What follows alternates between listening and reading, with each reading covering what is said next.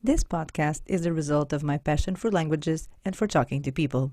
I have conversations with language professionals who are willing to share their experience. We focus on their work, but also on how their love for languages has shaped their personal lives.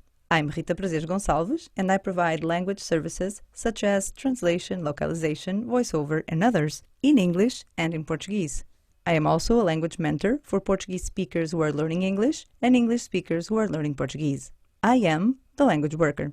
Get in touch if you would like to know more about how I can help you with your projects. My email is rita@thelanguageworker.com. Hi, everybody. So today I have Fabrizio, right? He will help me with all the pronunciations. I don't know his last name, but no, I would not risk this one. So No worries. I'll leave it to him. But he seems to have a very interesting job, and he seems to, just like me, have gravitated towards both language work and then other facets of our language industry, and that is really interesting to me, of course. So we'll discuss that in detail. But first, let's just know how you pronounce Fabrizio's name, like name and last name, and then just wondering what the story was, because I saw that you studied languages and cultures and literatures. And the first question is, so when you approached your BA, what was the idea? Was it the languages, was it the cultures, or was it the literatures? So good morning, Fabrizio, and thank you so much for being here. Good morning to you. So my surname is Valgoi. Mm. Yeah, it's I don't know, quite weird. There are not many Valgois in Italy. My dad is from the very north of Italy, at the border with Switzerland. There's a very small community with this surname, and that I know that there are a lot of Valgois in Argentina then, because Ah, probably the immigrants from Italy to Argentina right. moved there. But yeah, so it's Valgoi. So I would say my background with languages started in high school, actually. Mm-hmm. I was really not good in high school. I didn't like studying or anything. I was not good at all. So we have this like scoring system in Italy. It goes from 1 to 10. Mm-hmm. 1 is the worst and 10 is the best. And I was always around 5, 6, I would say. Maybe 7 if it was a good day. But then it was when, Netflix and all of those streaming platforms like popped up. Mm-hmm. And I really got into them. I was every day watching content in English, um, in Spanish, because I was also studying Spanish, and that's where I really fell in love with languages. Mm-hmm. I also got into music at the same time. And then, yeah, when it came to study at university, I was like, what am I going to do? I feel like English is the only subject I'm good at, languages in general. So I was like, okay, let's enroll and do languages, but also literatures. Because in high school, it was actually like a high school based on humanities. I was doing a lot of literature, Latin, philosophy. So I was like, yeah, let's do that. So I enrolled in my BA, loved the language part, hated the literature part. So it was not really a great idea. But yeah, that's where I really understood I was good at languages. And that's what I then pursued in life. Then I finished my BA. I enrolled in my MA, again in languages and literature, because I kind of had to like go on with the same path.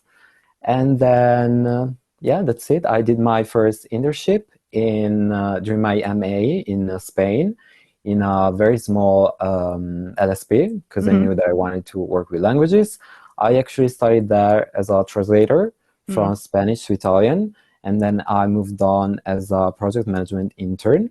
And that's where I really understood I was good at project management. So I was like, let's do this in life, because I really like it. I really like it.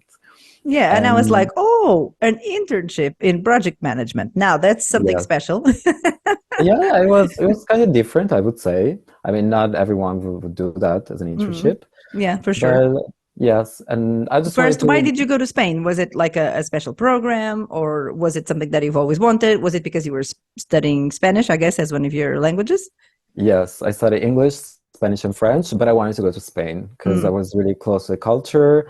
I had been there before and wanted to work there. I wanted to have an experience there. And it was amazing. I was in Granada, very Mm. small city, but super active, in the south of Spain, in Andalusia. I loved it.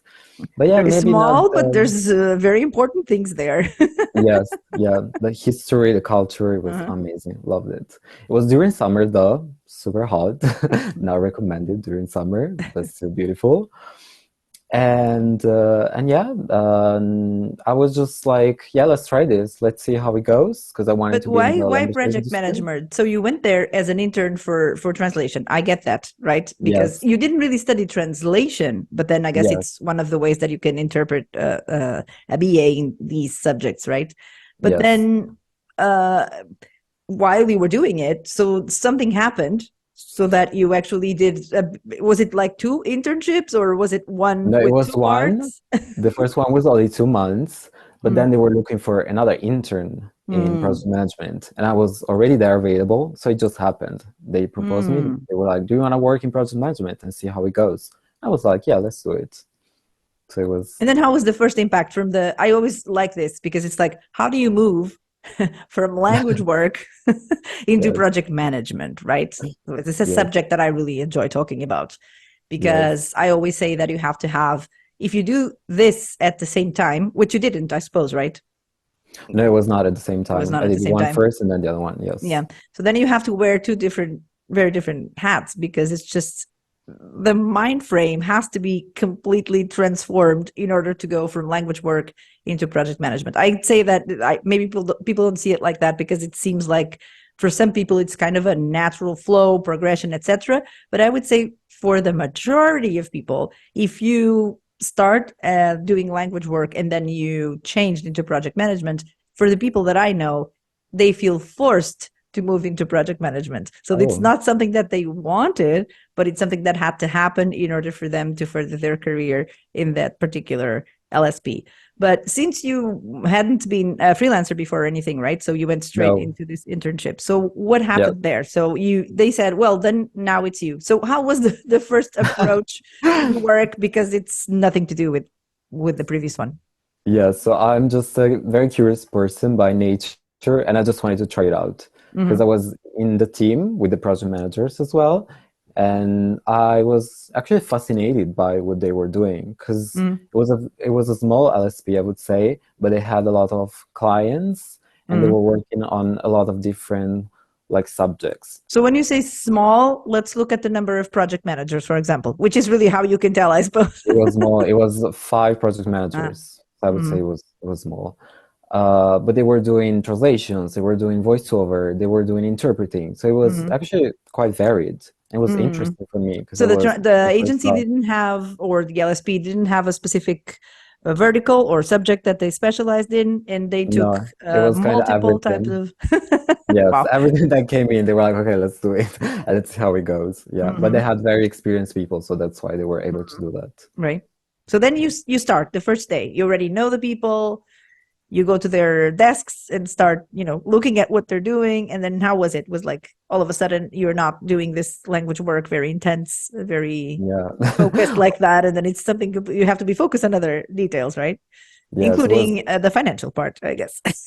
Yeah, of course. Yeah, at first it was kind of hard because, of course, you have to learn how all the programs work, how the cut tool works, how to deal with the linguists, how to deal with the clients. It was a lot, I have to say. So I actually stayed there then for my internship for 4 months, and then I moved back to Italy and I graduated, and then I started to work in another LSP as a Mm-hmm. junior in Italy, and that's where I actually learned everything that I know from project management. Um, it's another LSP, a very small one. This one had, I think, 6 p.m., so pretty much the same in Milan.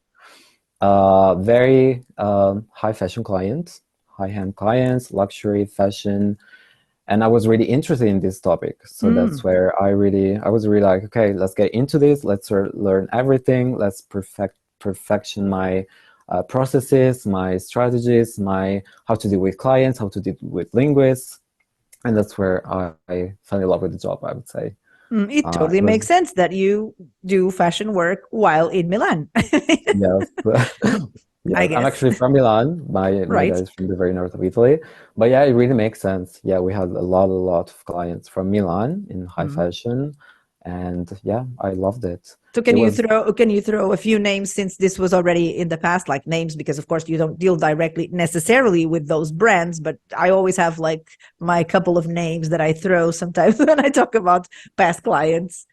yes, I guess I can throw a couple of names. I would say Loro Piana, Cucinelli, Brunello Cucinelli, even Chanel, Moncler. These kind of clients are really high-end Right. clients, Mm. super demanding. So sometimes it was actually really hard to work with these clients.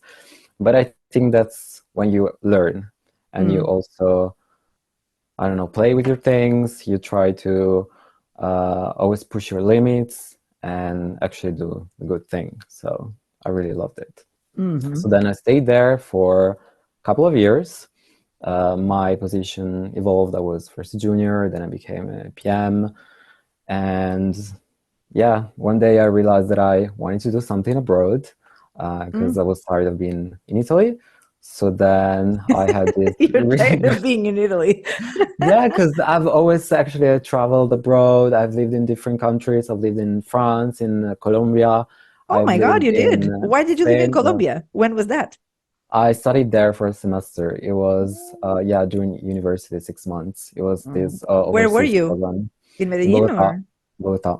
Oh, Bogota. Yeah. Yeah, I was in not for a long period, but I went there for it was my first international speaking gig, right? So it Oh, was a symposium in on terminology, and it yes. was in Cartagena de Indias. So I mean, Lovely. yes, that was really good. So I Yes. always Yeah. feel very excited when people mention Colombia, of course. Yes. I love it. I love the culture. I love the food. I love everything. Looking forward to go back, to be honest. Yeah, it was hard to leave after 15 days. It was like, oh no, because I really feel a lot of connection with anything in the American continent, I Yeah. guess.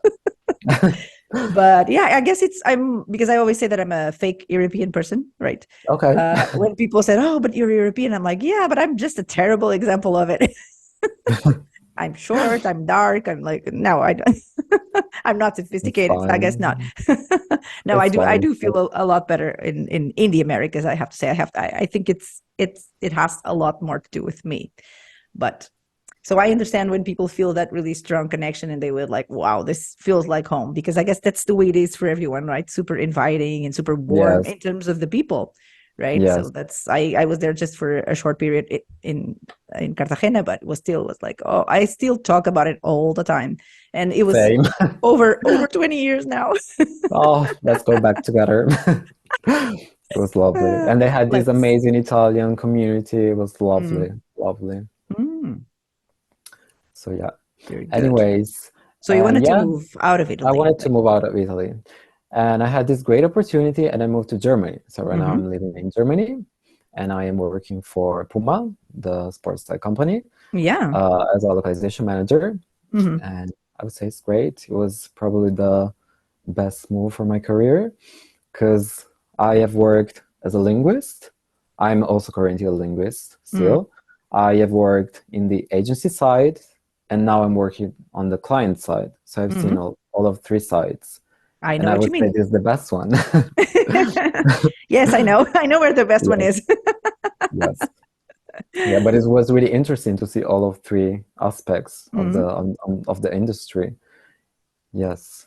So, what's And your? I mean, when you heard that you were going to, so did you apply? Did you? yes, I What was the applied. story? So you applied Yeah, while yeah. you were still in Italy.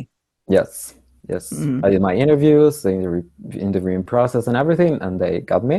And so Hmm. I moved immediately to Germany. Yeah, but were you focused on going specifically to Germany, or were you looking to go somewhere else, or just anywhere in Europe? So, what was your story when you thought about just started branching out? Yes, I was looking somewhere else, not Mm. specifically in Germany, but I knew that I wanted to work on the client side and not Mm. anymore on the LSP side. So yeah, it was not Germany. I was actually looking, yeah, all around Europe. I would say mainly the Netherlands or Denmark. I wanted to go up north, Hmm. and then I ended up in Germany. And then you're like, well, so did you have multiple options, or was it the first one that came up and you thought, oh my God, this is so good, I'm not going to wait for anything else? So what happened there? No, I actually had three options, but I would say that Puma was the biggest name. So that's why I moved here. Mm-hmm. That's great. So you still do language work, like in which context? So you mean at Puma or in my personal I don't life? know. So is it So present in multiple places or just at Puma, or what's the story? Are you still like doing freelance work at the same time, or are you working in language work within the company? Because you say you are a translation manager, right? You don't say at your current title, at least what you write is not project manager, is translation manager. So why do you call yourself translation manager?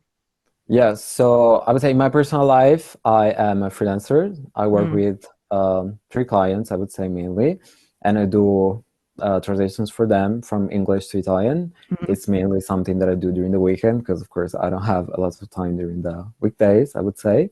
mhm, While at Puma, so at first I actually started out as a copy and translation manager. mhm, So I was responsible for copy and translation management for Puma Europe. Our source language is English, and then we had six target languages, plus some very small other languages, European languages for different topics like retail and stuff like that. mhm, And then the position kind of evolved, and now I am a localization manager because it mhm, got bigger and better. And now I also deal with, of course, more things, but I also deal with like the improvement of our current tools. I deal with our strategy, internal strategy in terms of localization, and I cannot, of course, like disclose Of everything course. we I do. know, I know. Yeah, but it's more Of course. about the dynamic role, and I have many more responsibilities compared to when I started. Mm. Yeah, so So it's actually quite interesting. I love it. I can imagine. Yes. So when you have your other clients, is it in the same arena or is it totally different subjects and you're still, tackling a lot of other types of content, or are you focusing on, because I don't really know what the focus is necessarily, because I mean I know it's sports apparel, right? But I'm sure you Yes. have a lot of other things going on at the same time, have to do with, I don't know, artists or sports people who represent the brand and all of that. So that's a bit of a different kind of subject. So in your private work, is it the same type of arena? Let's use this word, or is it something completely different? So at Puma, yes, it's sports side, it's marketing, it's also legal, it's many different things. In my personal life, I am specialized in fashion due to my Oh, experience. right. Yes. And I'm also specializing right now in UX because I can see where the industry is kind of going. So it's something that I think is good to be specialized in right now. Mm-hmm. But mainly fashion. Yeah, for my clients, I translate from Italian to English for fashion. Mm-hmm. So it kind of merges the fashion part of things, right? Yes, yes, correct. Yeah, I would say like Puma is actually more, it's not high fashion, Mm-hmm. it's more sports style. So it's a bit more chill, I would say. For other clients, it's a bit more technical, and also the language is a little bit more high end. So Mm-hmm. of course there's difference, but yeah, I would say everything is under the same uh, Mm-hmm. like topic Yeah, domain. because the clients for Puma are start when they are babies, I guess, and then they you have to appeal Yes, to the masses, I suppose, no? yes, Compared yes, to the high fashion clients that have very specific public, I suppose. Right. yes, yes, correct. So, how was the first approach to? I mean, I remember when I worked at Google and worked at Apple and all of those places. So, when you get somewhere with a big name like that, uh, how was the first impact? Is like a building with the big name outside, like you have for Google, or is it more Yeah, uh, it's kind of the same, I would discreet? say. Or No, it's definitely not discreet. You have these huge Puma signs everywhere, but it's actually very appealing. Hmm. I remember I got there on the first day, I was so scared because I used to work all in very small places, Hmm. as I told you, in very small LSPs with, I would say, 15, 20 employees, and then you move to Puma, which is like huge, and you have all of these people, all of these things to do. But I think I dealt with that kind of well, I would say. I was super excited. I wanted to make a good impression, and that's what I did, I think, hopefully. But yeah, it was scary. And I would say since the focus of PUMA is, of course, not on localization, it was really hard to make management understand what, first of all, what localization is, because they didn't even know, and then how to add localization to our current strategy. Because I think that in these huge companies, localization is not, of course, the priority. And when you have to localize something, it's always the very last step. Mm-hmm. And that's a really huge mistake that everyone does. Mm-hmm. No one considers localization as something important, as something that really drives sales and revenue. So when you're there and you have to propose your strategy, you are always judged by like external things, like how fast you are, how good the quality is, how much money you save when you work with a specific LSP. So it's really hard to get into this place because also they didn't have anything before I started. Mm-hmm. Everything was run by copywriters. They were also dealing with the localization part. I got there and it was completely different. I had to build everything from scratch, and it was a very huge challenge for me. Of course, now the situation is better after 1 year and a half, but it was really hard, especially at the beginning. Yes, Mm-hmm. Yeah, sounds yes, challenging.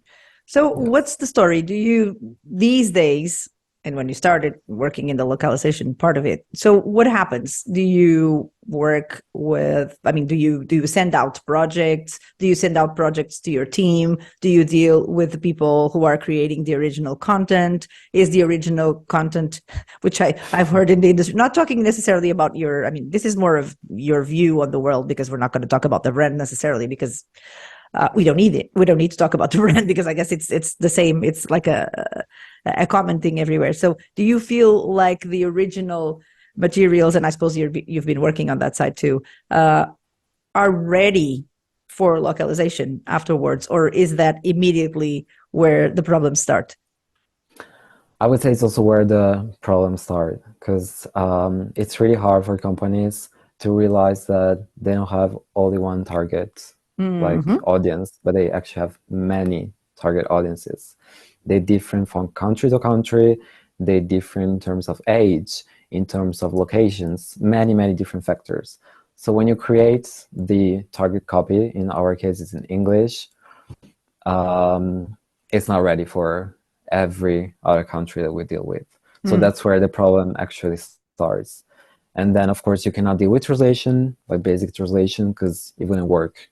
Like the thing that works for English doesn't work for Spanish, doesn't work for Portuguese, doesn't work for Italian.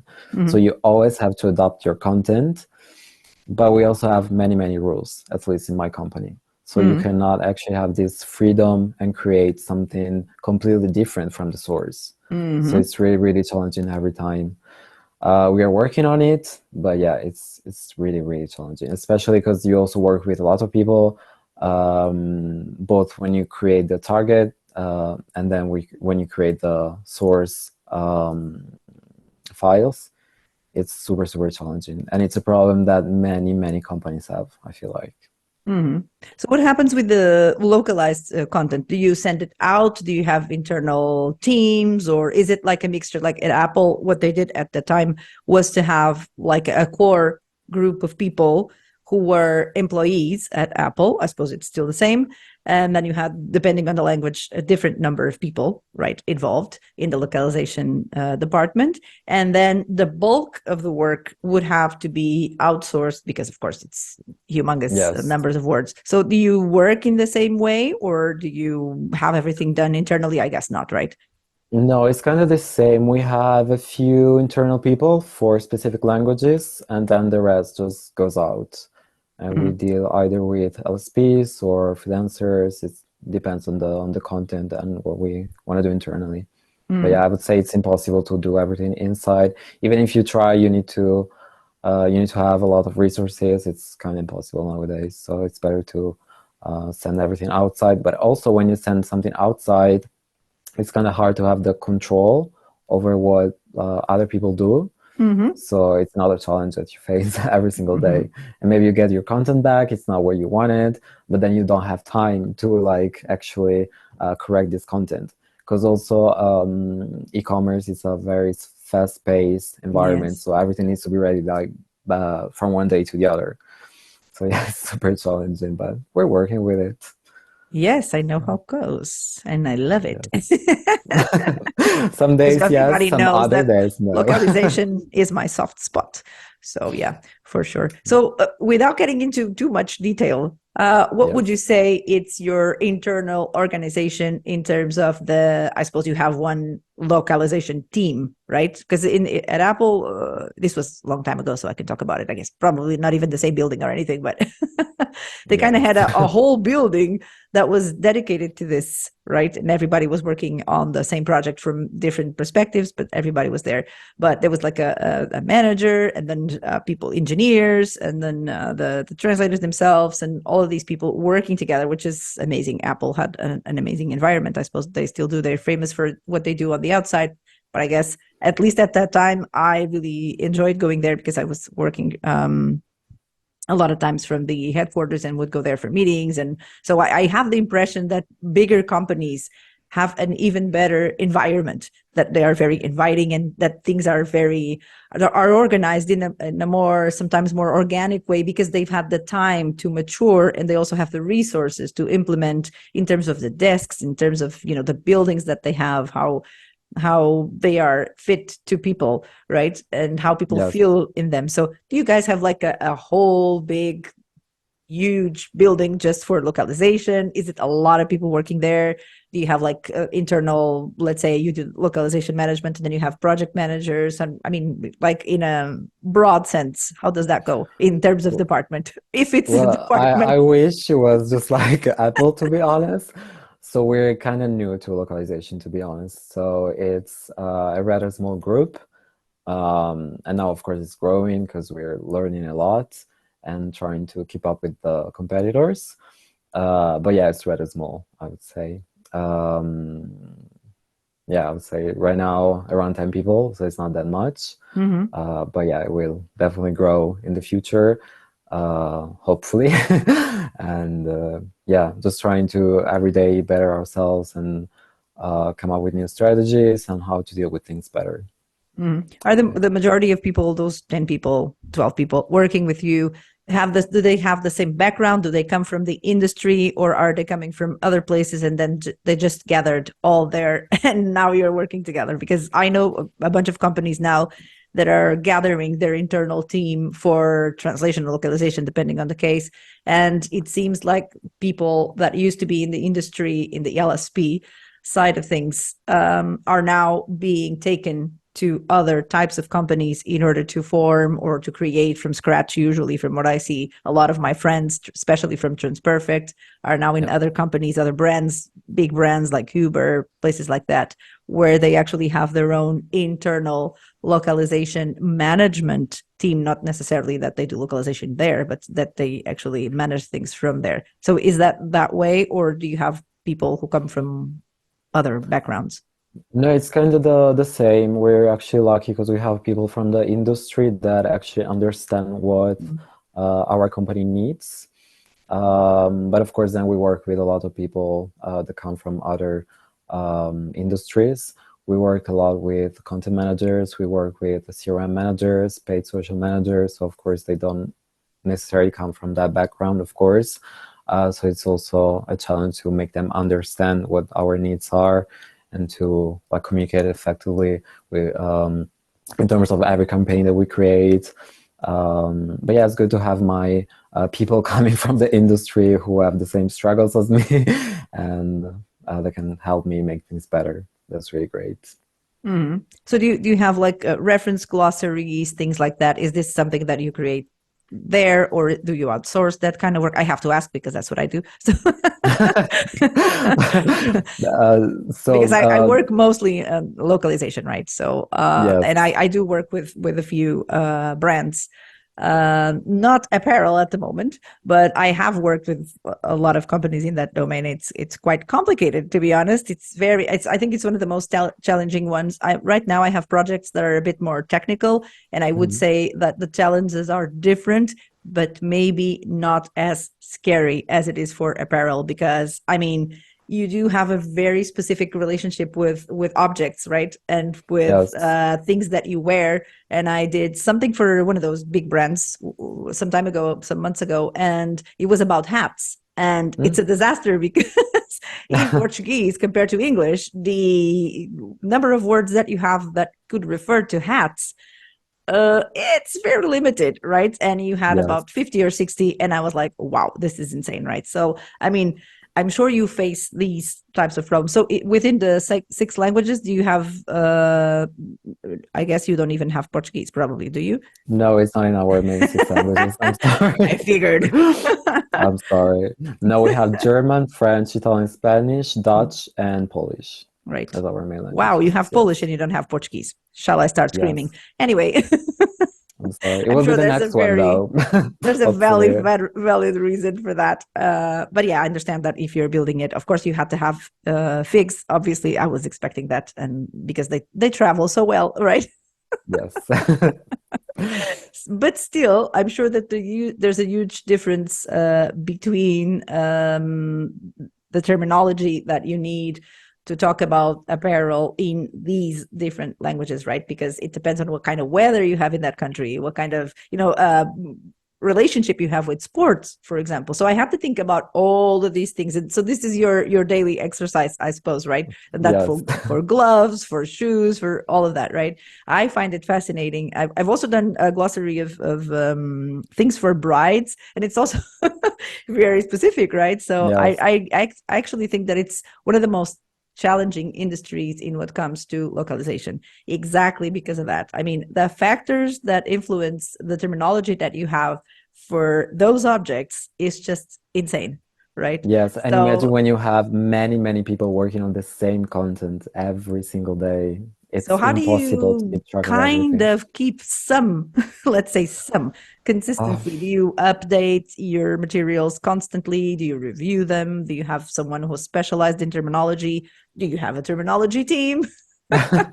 no, we Just don't have a kidding. terminology team. Those exist in the world, trust me. I But know, I know, I know. Yeah, of course, we try to review everything to keep our glossaries up to date, to update our traditional memories, term bases. But then, of course, it's really hard to have an eye on everything, especially when your word counts are really, really high Mhm. and you have a lot of content coming in every single day. Yeah, we try to do our best, to be honest. I would say we have specific people responsible for specific languages, also like Mhm. internally.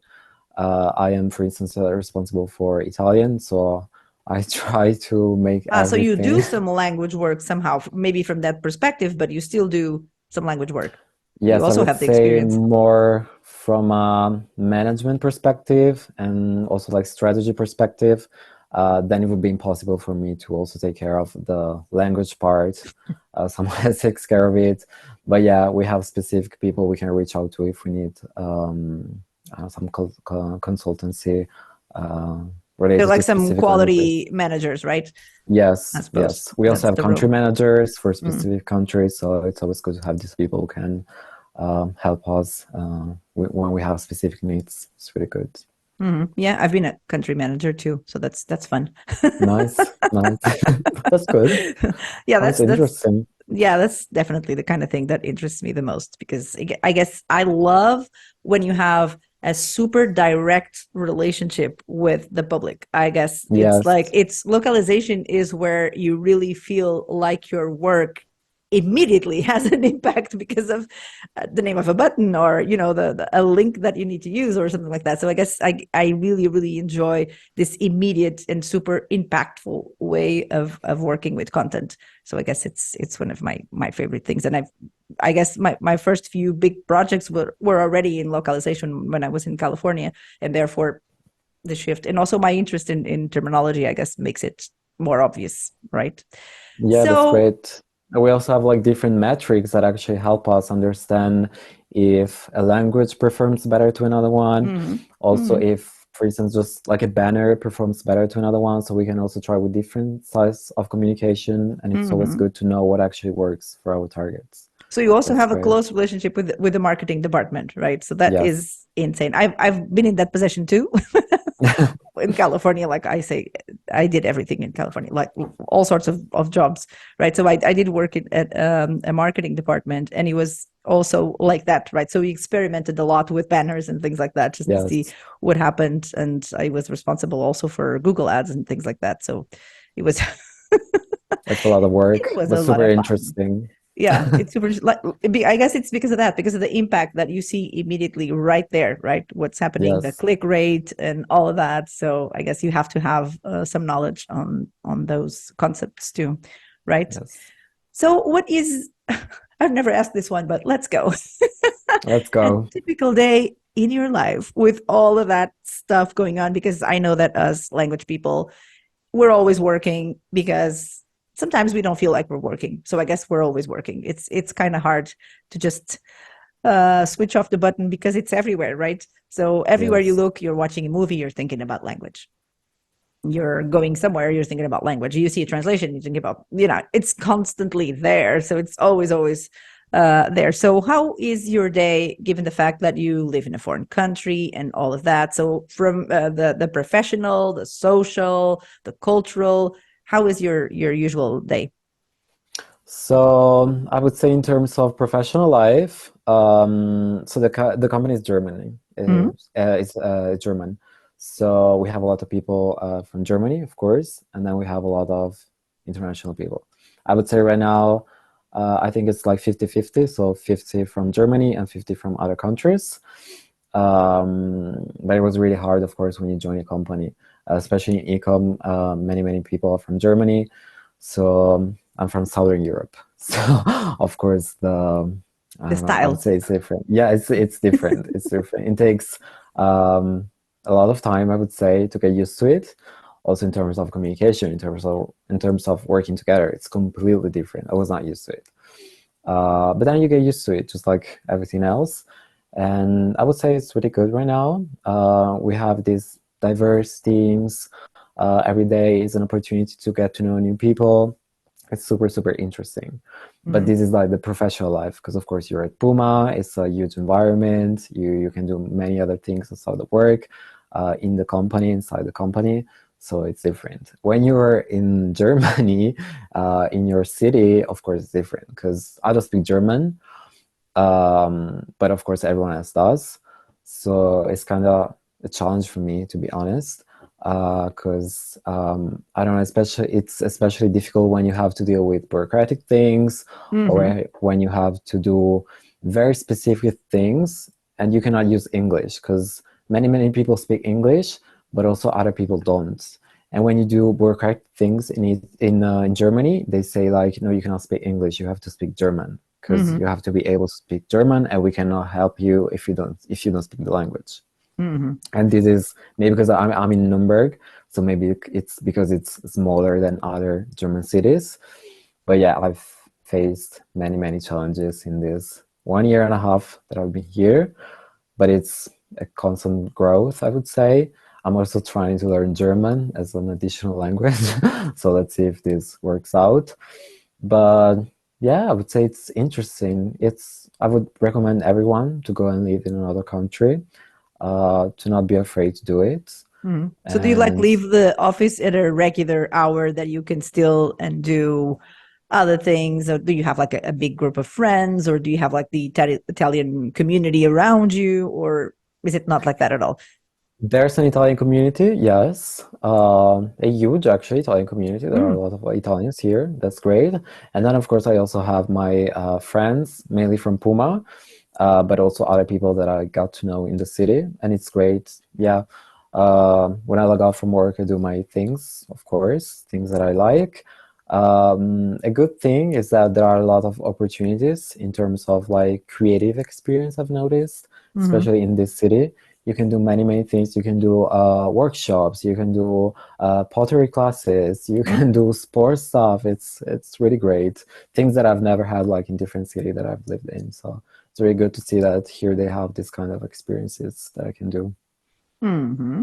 So you've been there for a year and a half. So do you think you're just keep on going because there's a lot to learn, a lot to evolve, or are you thinking that sometime soon you will have some sort of a detour and you go either to another company, to another city, leave Germany? So what's your plan for the next year or so? I'm not really thinking about the future, to be honest. For now, I'm happy where I am. And yeah, as I said, it's a really great experience. And if you're able to learn something every day and train your mind, I think it's the best option you can Mm, have in life. mm. And then, yeah, I'm also, as I said, very spontaneous. So I never know. Maybe things can change next month, in a year, I don't know. But for now, I'm happy where I am. So Yeah, I always say that's if you're younger than 35 or so, you should change jobs every 2 years or so. That's Okay, my I have theory. 6 months left, and then I would be like, Rita Something like told that. me to change my job. No, but I mean, it depends also. There's companies that give you a lot of chances for growth. And what I say Yes, is doing exactly the same thing for a whole 2 years when you're 27, 29, something like that. I think it's more than enough because you learn a lot. You just soak in a lot of information and you can take it somewhere else and make it better or bigger or apply it in some other way. So I absolutely. always like having people who have a bit of a, and I didn't know that you had such a strong background as far as language work itself, right?